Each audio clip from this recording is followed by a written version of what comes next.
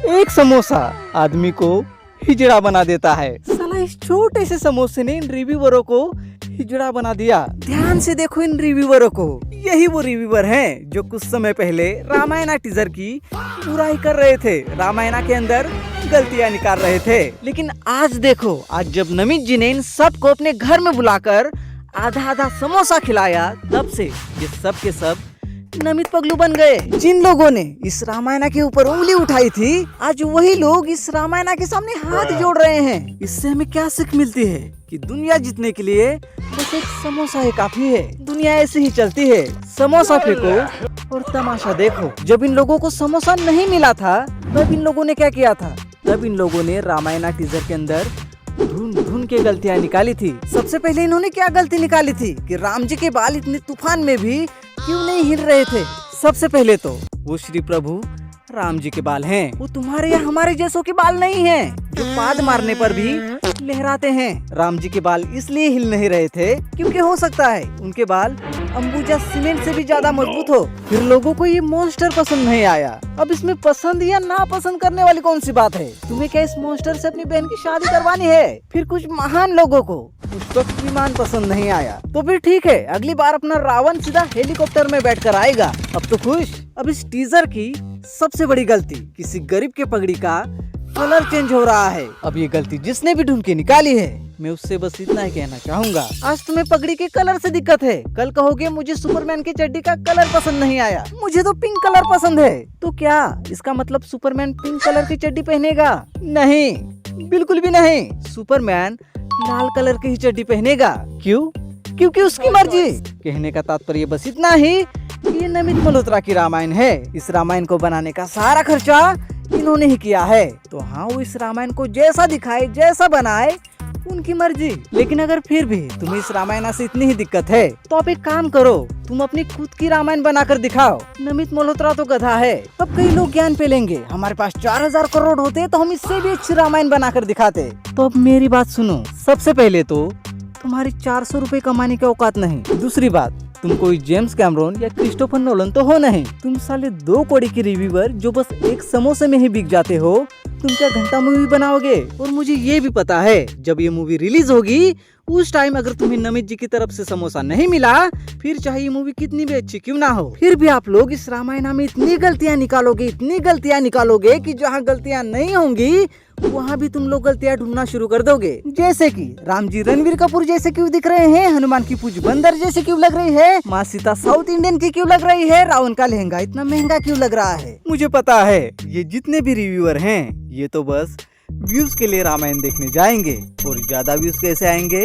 उंगली करने से। किसी महान इंसान ने कहा था, किसी सुअर को कितना भी खूबसूरत महल बना कर दो, फिर भी वो सुअर कीचड़ में ही सोने जाएगा। ठीक वैसे ही इन रिव्यूअरों को कितना भी अच्छा सिनेमा बना कर दो, फिर भी वो उसमें उंगली करेंगे ही करेंगे। मतलब कि अगर इन रिव्यूअरों के सामने मियां खलीफा को रखो, फिर भी ये रिव्यूअर मियां खलीफा का रिव्यू करके उसमें भी कोई ना कोई कमियां जरूर निकालेंगे। तो हाँ, इन लोगों को आप कितनी भी अच्छी रामायण बना कर दो, इन जैसे लोगों को कोई नहीं खुश कर सकता। इन जैसे लोगों को खुश करने का बस एक ही तरीका है, समोसा। इन लोगों को आप बस एक समोसा खिलाओ, फिर देखना ये आपकी कैसे चाटेंगे। और यही तो नमित जी ने किया, इन्हें घर में बुलाकर इनके मुंह में समोसा डालकर इनका मुंह मीठा किया। दुनिया ऐसे ही चलती है, जिसके पास समोसा होगा दुनिया उसी के मुट्ठी में होगी। खैर, वैसे देखा जाए तो मुझे भी ये टीजर कुछ खास पसंद नहीं आया। अब क्यों पसंद नहीं आया? क्योंकि ये लोग राम जी को हीरो की तरह दिखा रहे हैं। सबसे पहले तो राम जी कोई हीरो नहीं है, राम जी एक भगवान देवता हैं। राम जी को आप हीरो की तरह मत दिखाओ, भगवान को आप भगवान की तरह ही दिखाओ। वैसे ही रावण कोई सस्ता विलन नहीं था, रावण राक्षसों का राजा था। उसे आप लोहार नहीं बना सकते, वो कभी चंगादर पर नहीं बैठ सकता। और हाँ, रावण एक राक्षस था और राक्षस हैंडसम नहीं होते। और इस रामायण का रावण तो इतना हैंडसम है, इतना हैंडसम है कि ऐसे हैंडसम रावण को देखकर तो सीता भी पिघल जाएगी। मतलब कि लोगों को रणबीर कपूर एज राम बिल्कुल भी पसंद नहीं आए, लेकिन यश एज रावण, जिसका टीजर में बस पिछवाड़ा दिख रहा था,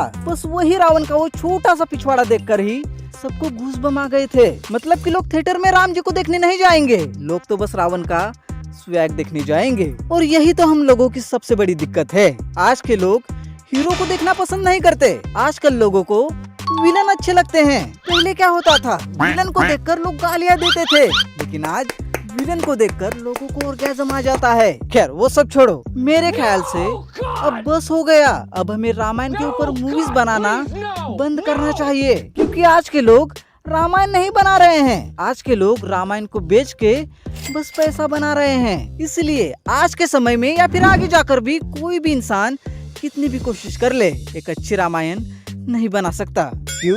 क्योंकि आज के लोग पैसों से मूवीज बनाते हैं, और रामायण पैसों से बनने वाली चीज नहीं है। रामानंद सागर की रामायण इसलिए खूबसूरत लगती है क्योंकि वो पैसों से नहीं, वो पैशन, ईमानदारी, कन्विक्शन के साथ बनाई गई थी। तो हाँ, हम रामानंद सागर की रामायण से ही खुश हैं और आगे भी रहेंगे। ऐसी रामायण आज तक ना बनी है और ना कोई बना पाएगा।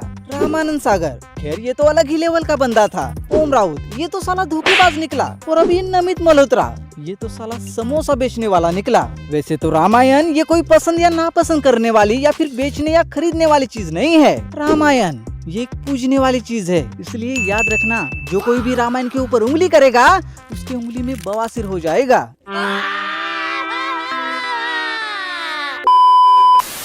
और एक ये भी बात याद रखना, अगर आप सिनेमा की इज्जत करोगे, सिनेमा तुम्हें अपनी इज्जत देगा। वैसे ही अगर फिल्म मेकर्स ऑडियंस की इज्जत करेंगे तो ऑडियंस भी फिल्मों की इज्जत करेंगी। तो हाँ, अंत में जाते जाते मैं इन सबको बस यही मैसेज देना चाहूँगा, दुनिया में आए हो तो लव कर लो, क्योंकि जो इस दुनिया में बस धन कमाने आता है वो इस दुनिया से बस डंडे लेके ही जाता है।